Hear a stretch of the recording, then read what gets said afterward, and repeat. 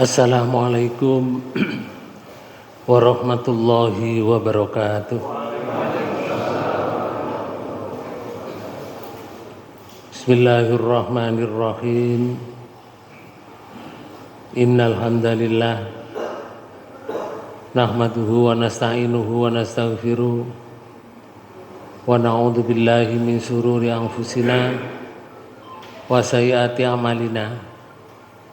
May yahdihillahu fahuwal muhtadi wa may yudlil fala hadiyalah. Asyhadu an la ilaha illallah wahdahu la syarikalah wa asyhadu anna Muhammadan abduhu wa rasuluhu la nabiyya wa la rasula ba'dah. Hadirin hadirat Bapak Ibu yang dirahmati Allah, marilah pertemuan ini kita awali dengan bacaan basmalah. Bismillahirrahmanirrahim. Kita lanjutkan kajian kita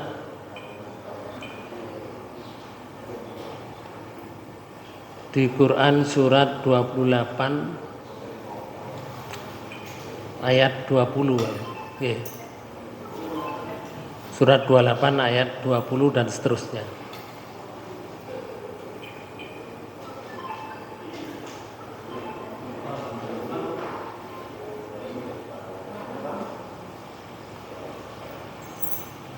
Di ayat itu Allah menyatakan bahwa kisah Nabi Musa, yang mana Nabi Musa ini masih akan diangkat menjadi seorang nabi, seorang rasul, tetapi mengalami suatu peristiwa yang dirasakan itu tidak enak. Kenapa? Karena Nabi Musa waktu itu dikejar-kejar oleh tentara Fir'aun untuk dibunuh. Maka ayat itu menyatakan wajah ar-rajulun min aqsal madinati yas'a, dan datanglah seorang laki-laki dari ujung kota yang bergegas kola, lalu mengatakan kepada Musa, ya Musa, wahai Musa, innal mala'u ya'tamiruna bika. Hei Musa, sesungguhnya pembesar negeri sedang berunding tentang kamu untuk membunuhmu, liyaqtuluka. Karena itu wahai Musa, fakhruj,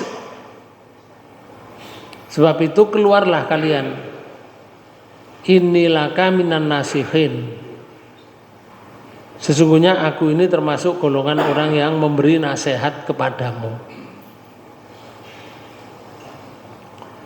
Bapak Ibu saudara sekalian, ini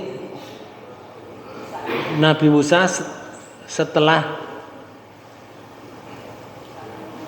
memukul orang yang bertengkar itu dari golongan Egypt, dan dia mati, dikejar-kejar ini. Terus ada orang yang dari kota itu datang memberitahu, tapi golongan Fir'aun, golongan suku Kipti, golongan Fir'aun, tapi dia sudah beriman, namun keimanannya itu disembunyikan. Beriman kepada Allah tapi disembunyikan. Nah, dia itu golongan dari sukunya Fir'aun, tahu keadaannya. Akhirnya Nabi Musa diberitahu. Pernyataan itu dijadikan ayat oleh Allah untuk diceritakan kepada Rasulullah.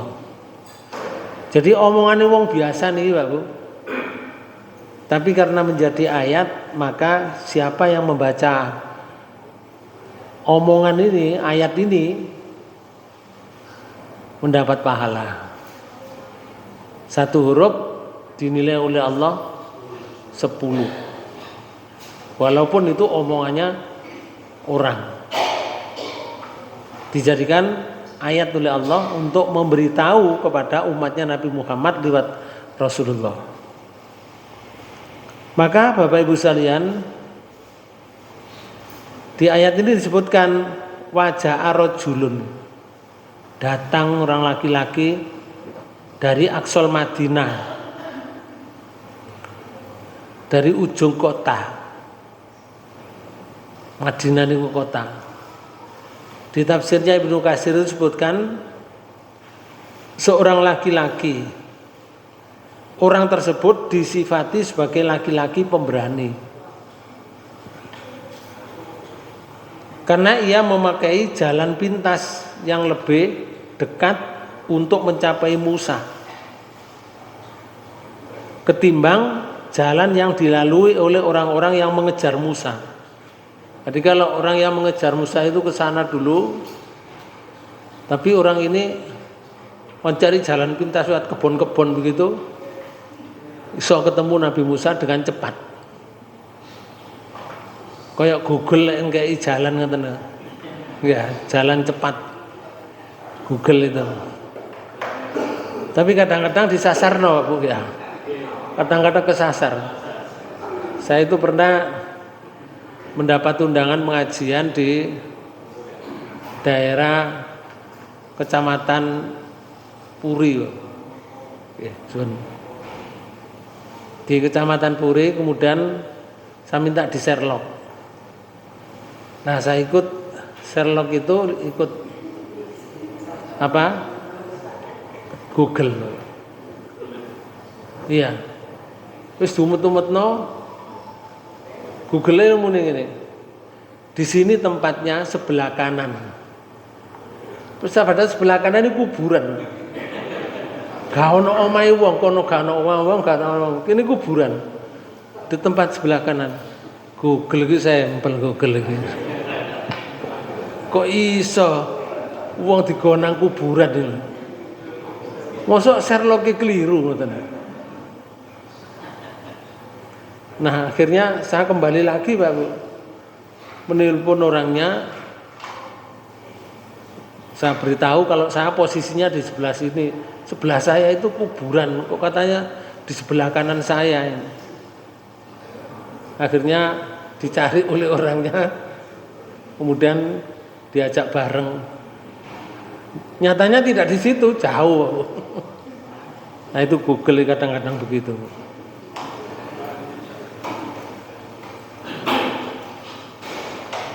Sehingga ia mendahului mereka sampai kepada Musa. Jadi tentaranya Firaun itu mencari Musa lewat jalan jauh.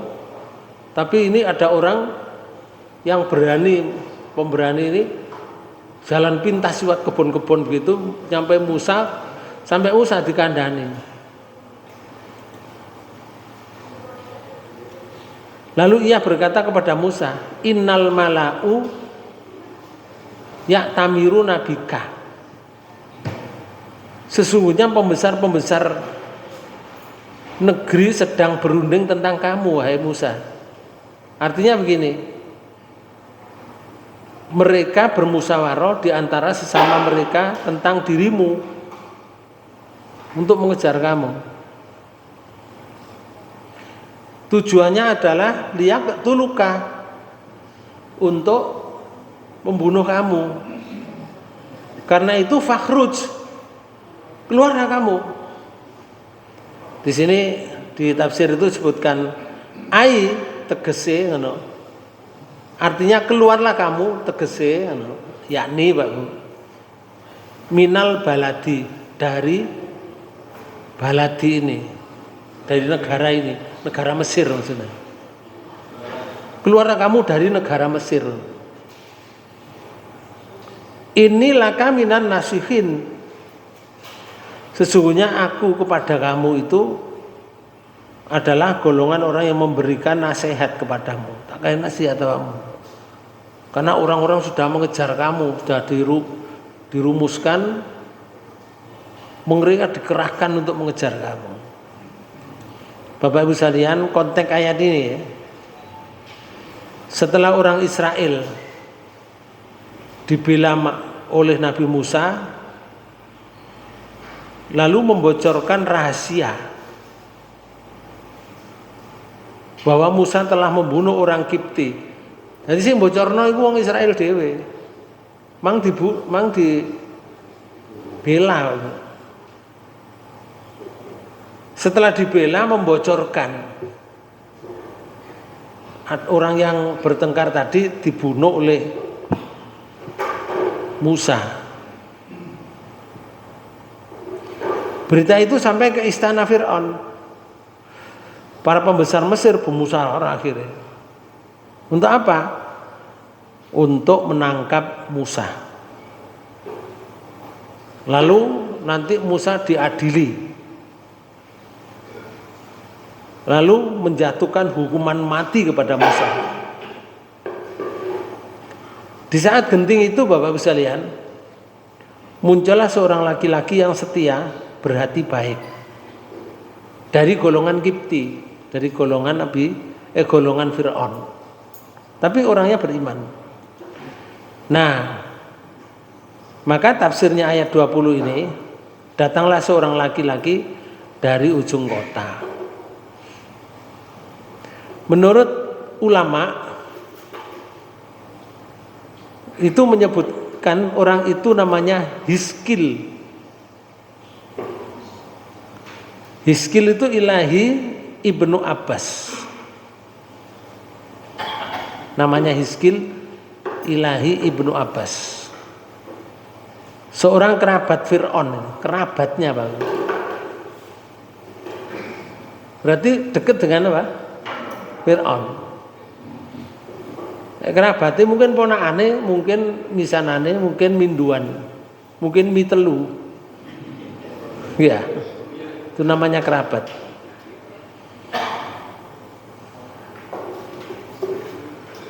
Tetapi menyembunyikan imannya. Orang itu menyembunyikan imannya. Maka orang yang seperti ini mirip dengan mukmin Ali Fir'aun dalam Quran surat 40 ayat 28 ini. Wa qala rajulun mu'minun min ali Fir'aun. Nah ini gila. Wa qala rajulun mu'minun min ali Fir'aun. Yaktumu imanahu ataqtuluna rajulan ayyakula rabbiyallah wa qad ja'akum bil bayyinati mir rabbikum wa iyyaku kadiban fa alaihi kadibuhu wa iyyaku shadiqan yusibukum ba'dul ladzi ya'idukum innallaha la yahdi man huwa musrifun kadzdzab. Amin, terjemahkan itu. Dan seorang laki-laki yang beriman di antara pengikut-pengikut Fir'aun. Nah, yang dimaksud oleh Allah oleh ayat tadi adalah seorang laki-laki beriman di antara pengikut Fir'aun, kerabatnya tadi. Dan ini berita dari Allah. Jadi orang tersebut memang keluarga dekat dengan Fir'aun, tapi tidak beriman kepada Fir'aun, tidak menyembah Fir'aun, tapi beriman kepada Allah. Cuma disembunyikan. Makanya ayat ini menyatakan begini. Terus lanjut. Yang menyembunyikan imannya berkata. Nah, sing menyembunyikan imannya itu. Terus ngomong ini. Apakah kamu akan membunuh seorang laki-laki karena dia menyatakan Tuhanku ialah Allah. Nah, nih terus. Padahal dia telah datang kepadamu dengan membawa keterangan-keterangan dari Tuhanmu. Dan jika ia seorang pendusta, maka dialah yang menanggung dosa dustanya itu. Nggih. Dan jika ia seorang yang benar, niscaya sebagian bencana yang diancamkannya kepadamu akan menimpamu. Sesungguhnya Allah tidak menunjuki orang-orang yang melampaui batas dari lagi pendusta. Jadi intinya di sini, Bapak. Rajulun mukminun min ali Fir'aun. Yang dia itu yaktumu imanahu. Ini intinya di sini. Seorang laki-laki yang beriman di antara pengikut-pengikut Fir'aun yang menyembunyikan imannya. Nah, ini kalau diterangkan yang lain, Pak Bu, panjang ini keterangannya. Jadi ayat ini menyebutkan orang yang menyatakan kepada Nabi Musa, menyatakan ini tadi lah, fakhruj, artinya begini, minal baladi, keluarlah kamu dari negara ini, negara Mesir. Maka Musa keluar karena ditunjukkan oleh orang laki-laki yang beriman tadi. Ia tinggal jauh dari pusat istana. Orang ini jauh dari pusat istana, sehingga digambarkan datang dari Aqsal al-Madinah, ujung kota. Jadi kalau istananya itu di kota, mungkin dia berapa kilometer dari kota itu, tapi ada hubungan dari dekat dengan Fir'aun.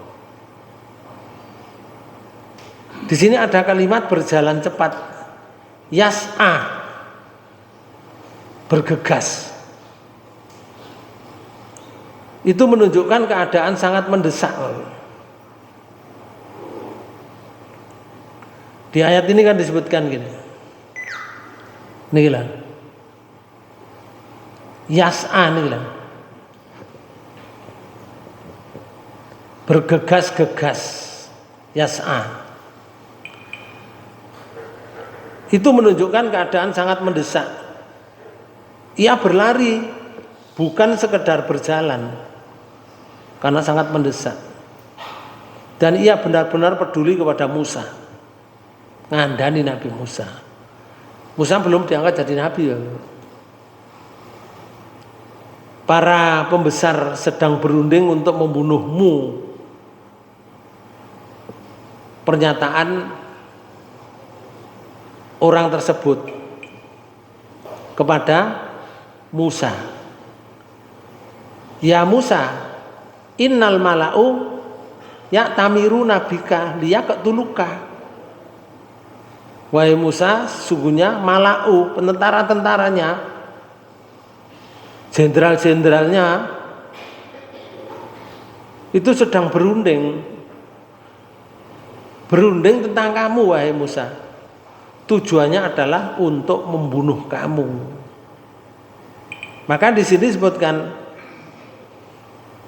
pertemuan rahasia ini dilakukan oleh Fir'aun dan tokoh Kipti. Artinya kasus pembunuhan sudah dianggap bukti Musa berbahaya bagi Mesir. Padahal hanya seorang, Bu, anak muda lagi. Tapi begitulah Allah buat skenario. Ya. Nabi Musa ndak ngerti lek jange ya apa ngono uripe terus nantinya dijadikan oleh Allah seperti apa. Tak tahu. Terus ngelakoni apa sing diperintah Allah, apa sing dilakukan itu perintah Allah semuanya.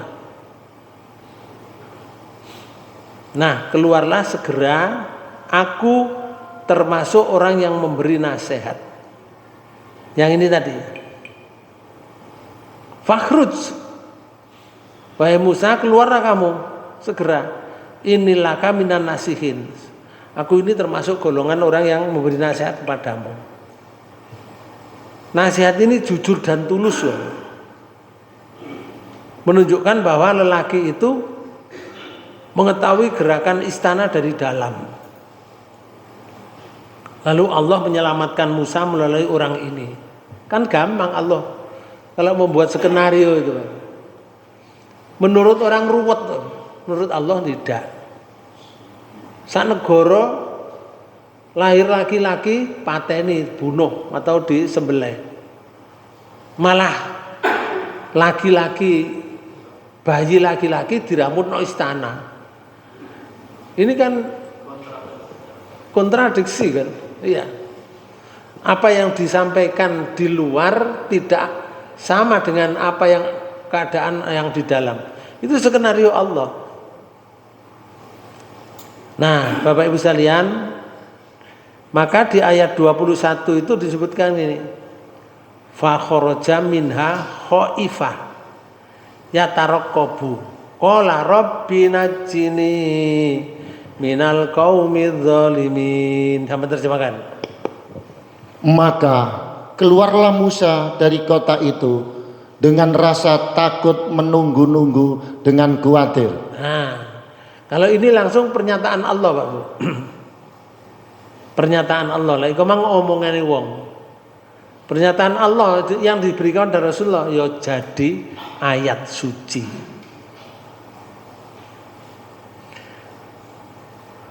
Musa keluar dari kota itu, keluar dari Mesir dengan rasa takut karena menunggu-nunggu dengan khawatir. Itu sudah manusiawi ya. Wong diuber-uber tentara itu ya ngono. Dengan rasa takut. Mertua saya itu pernah jadi tentara, pensiunan tentara mertua. Tapi setelah pensiunan tentara mondok lagi. Asalnya mondok di Tebuireng, terus jadi tentara. Setelah jadi tentara, terus ngobong omahe prostitusi. Ngobong omahe prostitusi. Rumah banyak gitu loh, Pak. Rumahnya banyak di bak komplek. Nggih, komplek. Enggak di tempat kita Surabaya niku, napa jenenge? Mendoli, nggih. Nggih. Dibakar, Pak Bu. Bar dibakar diuber-uber karo tentara di waktu itu, tentara Pak Harto. Uber-uber melayu nang Jember. Nang Jember kuno mondok maneh. Nerusno mondok maneh, tentarae si ono tentarae. Artinya nama tentaranya itu masih masih aktif. Jenenge tentara Hizbullah. Dulu itu ada tentara Hizbullah. Nah itu contoh, Pak Bu. Akhirnya mondok kono mulai dadi kiai. Nggih. Mulai dadi kiai wis lali pisan. Uber-uber niku wis lali pisan. Yang dikejar-kejar itu tadi sudah sekian tahun akhirnya pulang sudah lupa itu. Nguber-nguber tadi sudah lupa. Kalau sekarang itu namanya DPO ya. Apa DPO nih? Daftar nggih. Nah, Bapak Ibu sekalian, Nabi Musa gurung dadi nabi niki. Dadi DPO ini. Dikejar-kejar wong akeh. Padahal ijen bukan sak kelompok, hanya orang kecil, anak muda lagi. Iku lho sing uber-uber itu jenderal, Pak Bu. Kapan tak cocok ini. Kapan tak cocok. Sakjane Hangsip ae cukup pisan. Ngoten. Iki mengerahkan para pendukungnya. Nggih. Para pendukungnya, para ternaknya, Pak. Nggih. Bukan termul. Para ternaknya itu. Lalu Nabi Musa mengatakan ini, Rabbi najjini minal qaumidz zalimin. Niki lho. Dia berdoa, Nggih. ya Tuhanku, selamatkanlah aku dari orang-orang yang dolim itu. Itu karena rasa takut Pak Bu, akhirnya minta diselamatkan oleh Allah. Sakjane masih gak minta selamat enggak? Selamat. Wong calone dadi nabi kok. Nggih. Walaupun gak minta kepada Allah untuk selamat, diselamatkan oleh Allah. Tapi inilah namanya manusia. Ya, manusia itu ada rasa khawatir dan seterusnya. Dan Nabi Musa itu belum tidak tahu kalau nantinya itu jadi nabi itu ya karo. Awake jange didadekno apa ya karo. Ya dilakoni ae uripe niku. Mlaku ae uripe. Makane awake dhewe iki jange gurine ya apa ngono gak ero. Tapi kalau orang itu berbuat baik terus Pak Bu, diberi jalan oleh Allah. Selama orang itu takwa kepada Allah, diberi jalan keluar hidupnya. Urusannya dimudahkan. Ora wis. Hukum ini sejak dahulu sampai sekarang, sampai hari kiamat nanti. Makanya dari kita semua, anak cucu kita itu Pak Bu, kalau kita arahkan kepada perbuatan yang menuju kepada ketakwaan kepada Allah, sudahlah, hidupnya akan ditata oleh Allah. Kita itu tidak boleh Pak Bu nyekolahkan anak ini, terus anakku tak sekolahkan, mending cek dadi ngene. Jangan. Artinya begini, nanti misalkan orang sekolah di MI misalkan, di Sanawiyah, itu gak ada jurusan tentara, gak ada jurusan polisi, gak ada jurusan. Akhirnya ngomong ini, ojo sekolahku nunggu dadi mudin anakmu. Boleh ngoten Pak Bu?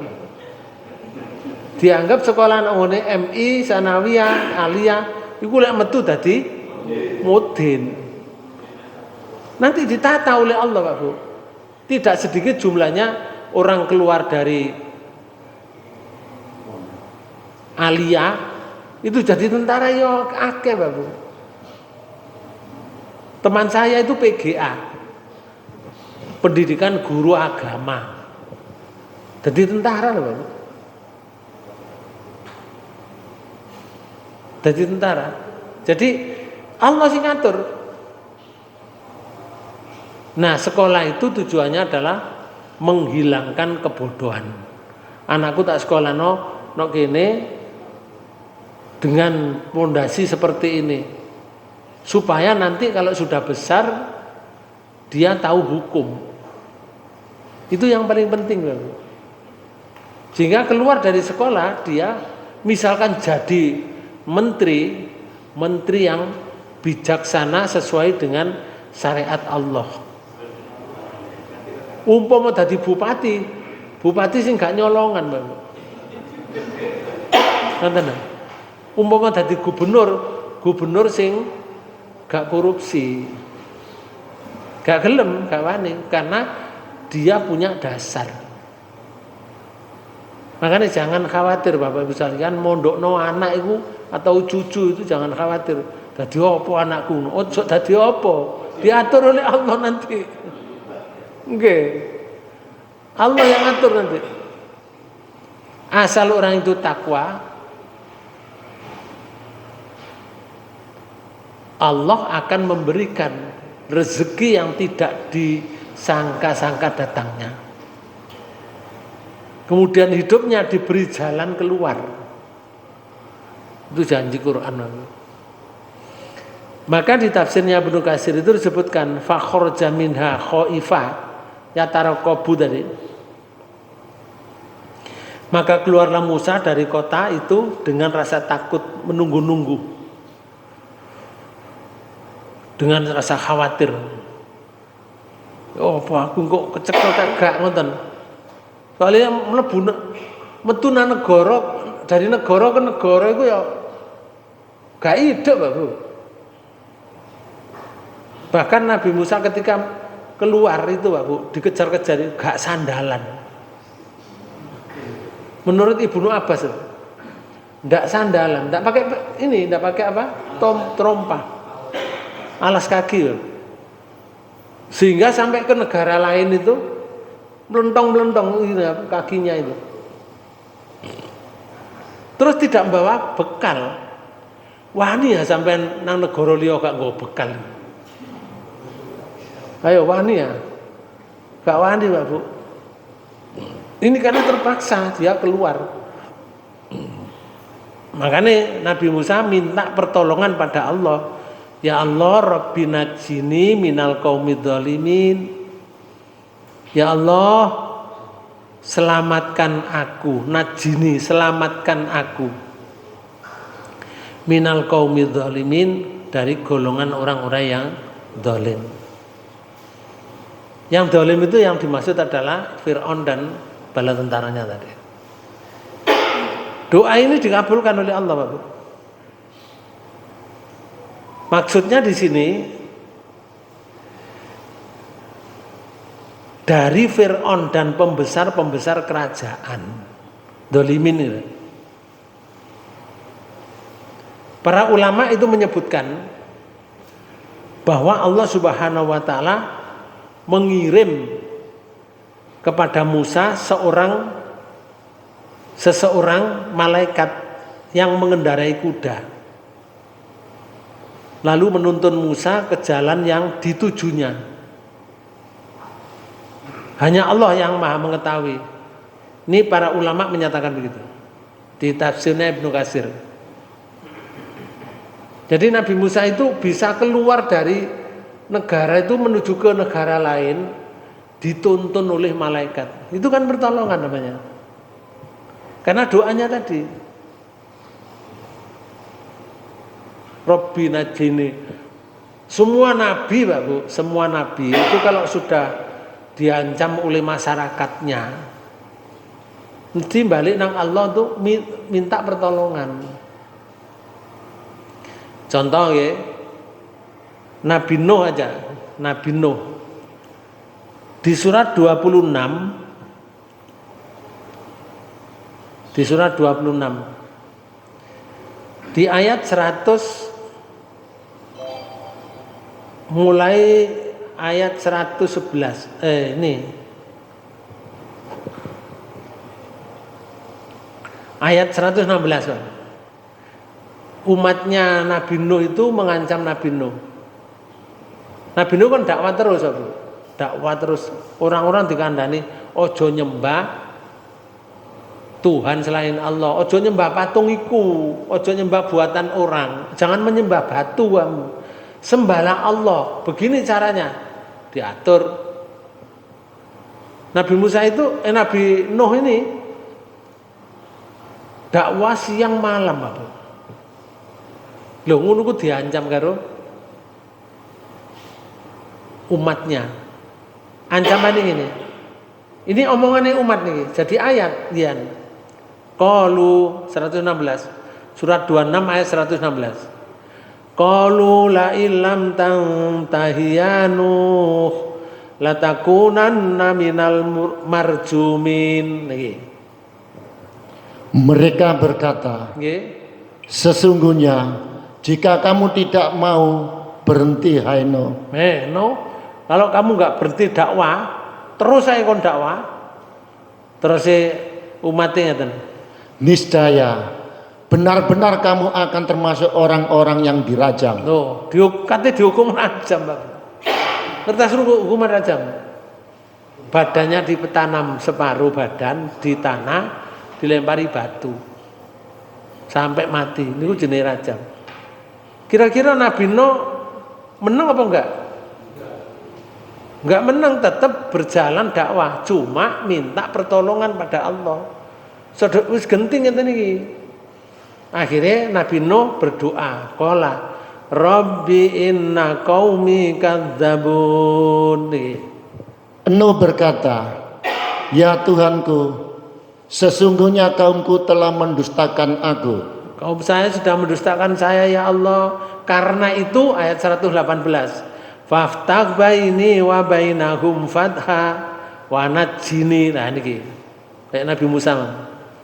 Wa najjini wa mamma iya minal mu'minin. Nih. Maka itu adakanlah suatu keputusan antara aku dan antara mereka, dan selamatkanlah aku dari orang-orang yang mukmin besertaku. Bu. Ya Allah, saya mohon diselamatkan. Misalnya Nabi Nuh itu gak muni ngoten, gak doa ini. Selamat ndak? Selamat. Oh Nabi ini Allah, Bu. Itulah namanya manusia. Jadi jangan dikira ngeten oleh jadi nabi ku terus bebas penak-penakan ngono. Enggak, Pak Bu. Enggak. Oh Nabi Yunus saja loh, Pak Bu. Seorang nabi, seorang rasul dihukum sampai Allah loh, Pak Bu. Sampai dilebokno nang mulut ikan paus. Nus. Nabi Yunus ya. Nabi Yunus ya. Dihukum oleh Allah. Dalam kegelapan di dalam perut ikan berhari-hari sampai dagingnya itu nyunyut tuh. Kena asam lambungnya ikan. Anggite urip enak jerone perut ikan. Gak enak, Bu. Azab itu. Biasanya ikan itu masuk perut kita, Pak Bu. Iki gak dibalik. Orang masuk perut ikan dan itu berhari-hari. Sampai dibawa ke benua-benua oleh ikan itu. Dibawa ke dalam dasar laut, gelap gulita, Pak Bu. Karena lampu ini mboten enten. Jerone ikan. Sampai Allah itu menyatakan kalau Nabi Yunus itu dak muni ngeten. La ilaha illa anta subhanaka inni kuntu minadz zalimin. Kok gak muni ngono karena gak dibuat mati. Ya saya wong lek ditelan ikan iku mati, Pak Bu. Iki gak dibuat mati oleh Allah. Jadi ngerasakno lara. Nabi lho, Bu. Kalau Nabi Yunus gak muni ngono akan saya letakkan di perut ikan sampai hari kiamat. Berat, Pak Bu. Tapi karena berdoa merasa dirinya salah, dolim, inni kuntu minadz zalimin, sungguhnya aku adalah orang yang dolim ya Allah. Akhirnya dikeluarkan dan kembali lagi kepada umatnya, dan umatnya itu jumlahnya menurut Al-Quran 100.000 lebih, jadi sampai jutaan. 100.000 lebih. Dan Nabi Yunus akhirnya berdampingan sampai sedo. Nabi Nuh ya jaluk selamat, diterima oleh Allah. Fa anjaynahu wa mamma'ahu fil fulkil maskun. Nih. Maka kami selamatkan Nuh dari orang-orang yang besertanya di dalam kapal yang penuh muatan. Nah, selamatannya di sini. Summa agrokna ba'dul bakin. Kemudian sesudah itu kami tenggelamkan orang-orang yang tinggal. Oke. Terkenal dengan kapalnya Nabi Nuh tadi. Tapi Allah menolong itu gak sedina iku, Pak Bu. Dongone saiki penolongnya sekian tahun. Lah gawe kapal niku. Apa ya cukup sedina nggih kapal niku. Kapal sebesar itu. Lah ngumpulno kayu nih barang. Terus kayu itu dibentuk sampai menjadi kapal. Koyo omah, koyo ada kamarnya, dan kamarnya dihuni oleh masing-masing binatang besar dan kecil. Termasuk gajah itu dikai kamar dhewe, Pak. Macan yo dikai kamar dhewe. Kan apa jenengan? Binatang sak jodoh iku ana kamare masing-masing. Kambing ku yo ana kamare dhewe. Kambing gak dicampur macan, dipangan sama macan. Nggih. Musang ya ana kamare dhewe. Musang gak oleh dicampur ambek pitik. Pitike mati, Pak Bu. Jadi ada kamarnya masing-masing. Besar kapalnya itu. Pertolongan Allah diberikan karena sudah masyarakatnya sudah gak bisa menerima. Dan itulah berjuang sejak dahulu itu begitu. Begitu juga nabi yang lain termasuk Nabi Musa alaihissalam. Oleh karena itu Musa keluar dari kota itu dengan rasa takut. Jangan-jangan aku dikuntili. Ya kan? Kenapa? Takut karena satu, dikejar aparat kerajaan. Takut yang kedua, berita pembunuhan sudah tersebar. Musa akan dibunuh. Dan takut yang ketiga, ia belum siap melawan karena belum diangkat sebagai nabi. Gak iso ngelawan, Pak Bu. Mereka itu para jenderal. Sedangkan Musa itu anak biasa. Ya kaya arek-arek menunggu. Ya gak mungkin akan bisa melawan. Mereka itu lek di sini, Pak Bu. Mereka punya bedil, mereka punya bom. Nah, Musa gak duwe apa-apa, gak duwe alat apa-apa. Gak iso nglawan, gak iso. Mau kecekel ya wis selesai. Tamat, Pak. Para bapak dan ibu, lalu sambil terus mengawasi jenenge Yatarokobu. Yatarokobu. Sambil mengawasi niki wae lho. Di surat 28 di ayat berapa? 21 22 nih 21 Yatarokobu nih. Musa Yatarokobu artinya Yatarokobu di sini sambil terus mengawasi. Jadi cara melayu ngono, gak terus melayu ngono ndak. Melayu ndelok maneh, melayu ndelok maneh. Gak enak lah. Gak enak. Muga awake dhewe ngono. Gak enak lah. Gak naik kendaraan masalahnya. Artinya Musa berjalan pelan, sembunyi-sembunyi, sering menoleh ke belakang, menghindari pengejaran, sangat waspada terhadap bahayanya. Ini menggambarkan kondisi psikologi Musa. Ya takut itu biasa, Pak Bu, namanya orang. Karena Musa itu sendiri tanpa bekal tapi bertawakal kepada Allah. Makanya orang yang bertawakal nih, Pak Bu, fahuwa hasbuhu. Hidup itu kalau sudah bertawakal kepada Allah, fahuwa hasbuhu. Orang itu dicukupi oleh Allah. Itu di surat 65 di ayat 3. Wa may yatawakkal 'alallah fahuwa hasbuhu. Barang siapa yang bertawakal kepada Allah, fahuwa hasbuhu. Allah akan mencukupi segalanya. Nah, permintaan Nabi Musa tadi, dungane kan nge, ya Rob, najini minal qaumi dzalimin. Wahai Tuhan, selamatkan aku dari kaum yang zalim.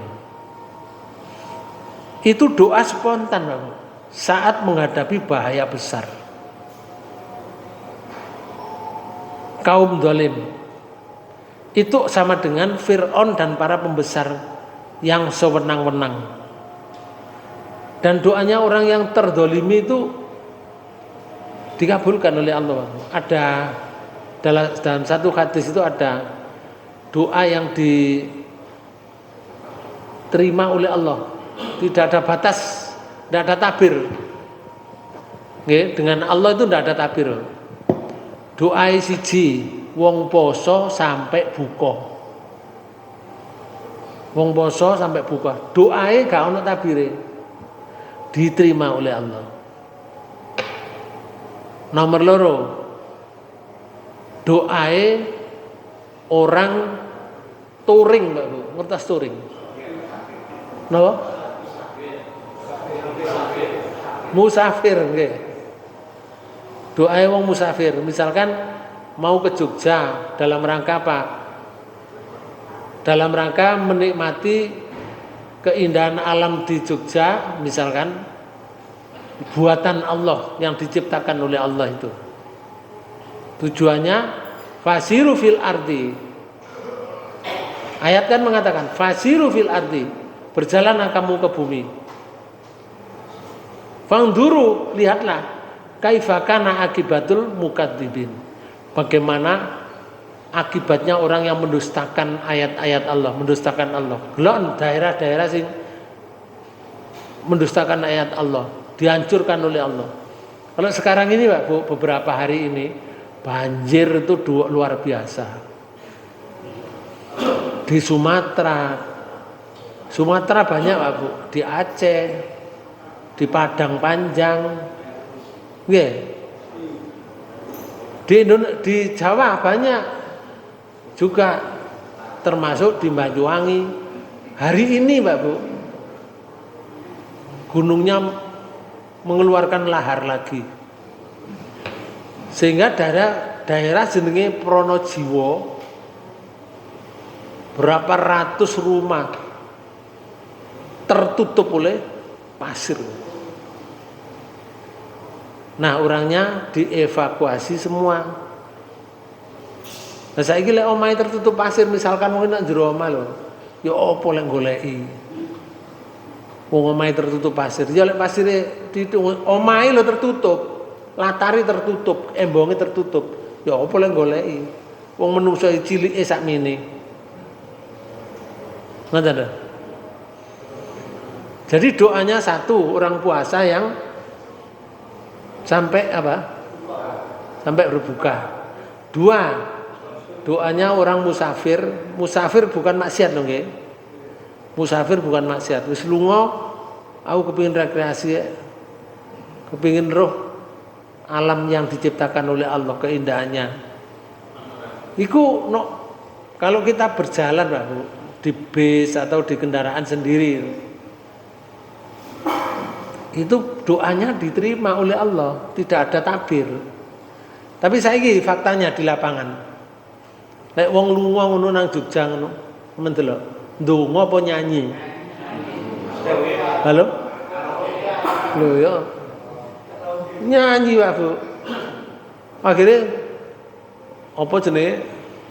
Ada instrumennya yang di situ disiapkan, TV-nya disiapkan, lagu-lagunya, sehingga teko omah sampai teko Jogja lo nyanyi ya.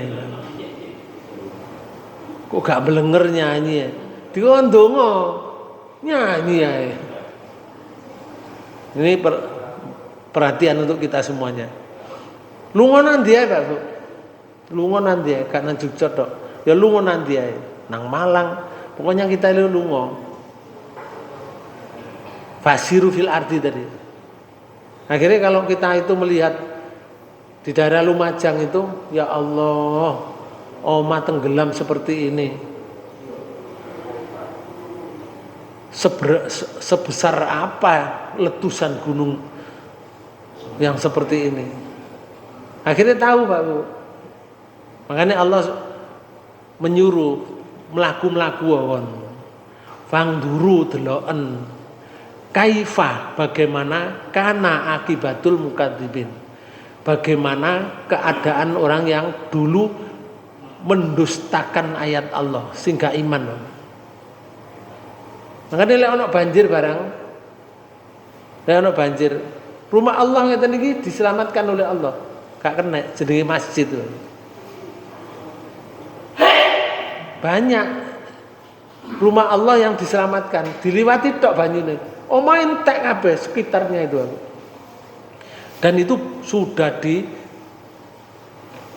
kita ketahui sudah banyak mulai dari tahun 2004 itu biyen ono Masjid Darussalam di Aceh itu semuanya hancur, Masjid Darussalam masih utuh. Sekarang ini di Aceh Pak Bu, di Padang Panjang banyak masjid yang utuh, rumahnya hancur yang sebelah menyebelah itu.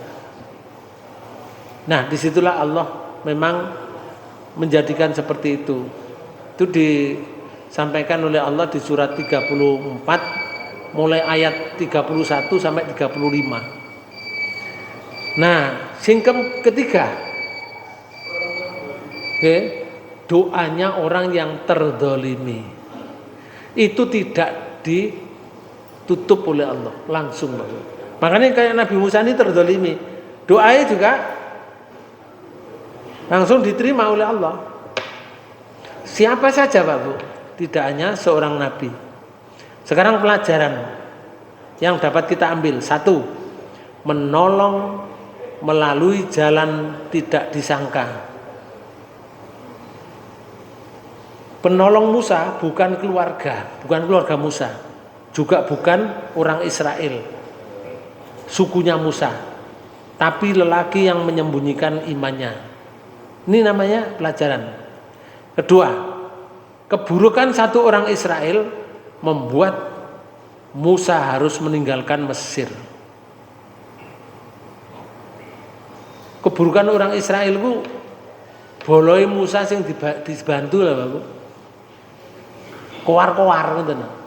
Akhirnya kerajaan itu krungu ngoten. Satu orang yang tidak amanah ini dapat membahayakan banyak pihak. Pelajaran ketiga, hati-hati. Hati yang baik nih. Sekarang hati yang baik akan bergerak menyelamatkan orang lain. Lelaki itu Pak Bu tidak peduli resiko sing ngandani niku.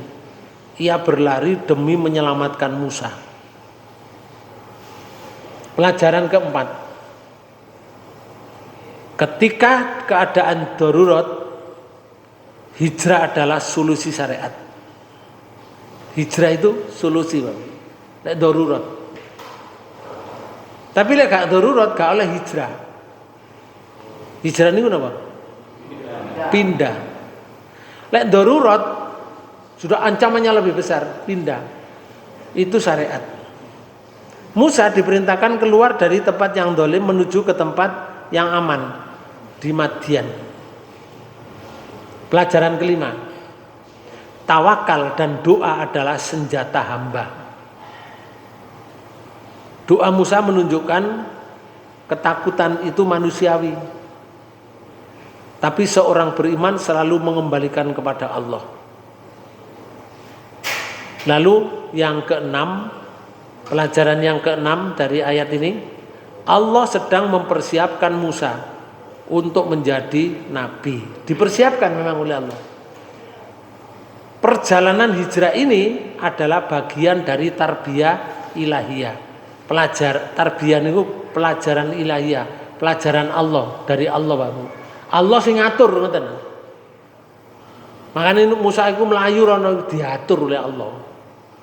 Bukan karepe Musa, tapi aturan Allah. Lalu melatih kesabaran, melatih kemandirian. Wong golek melayu itu kok daerahnya, akhirnya mandiri Bapak, enggak nggawa bekal ya. Melatih keberanian, karena dia jauh dari keluarga. Dan kedewasaan untuk menghadapi Fir'aun kelak. Sudah dicadang oleh Allah. Di sini Pak Bu ada kesabaran, kemandirian dan keberanian. Menurut saya Bu, Nabi Musa itu tidak dengan keluarga, ijat. Pertanyaannya, keluarganya golek enggak? Nah itu sih enggak roh. Soalnya gak diceritakno. Nggih. Nang Quran gak diceritakno, goleki apa gak roh. Mestine goleki mesti nggih ya. Nggih. Nanti anakku lak ngono bapake, ibuke. Dulur-dulure barang nak ngono sih. Mestine ngono Pak. Tapi gak diceritakno nang Quran. Nah, bagaimana ayat 22, 23 dan 24 dan seterusnya? Nanti ada cerita lagi perjalanan Musa menuju kepada kenabian. Cuma hari ini tidak bisa disampaikan. Insya Allah pada waktu dan gelombang yang sama. Demikian Bapak Ibu sekalian, lebih kurangnya mohon maaf. Mari kita tutup pertemuan ini dengan bacaan hamdalah. Alhamdulillahirabbil alamin. Subhanakallahumma rabbana bihamdika asyhadu an la ilaha illa anta astaghfiruka wa atubu ilaik. Assalamualaikum warahmatullahi wabarakatuh.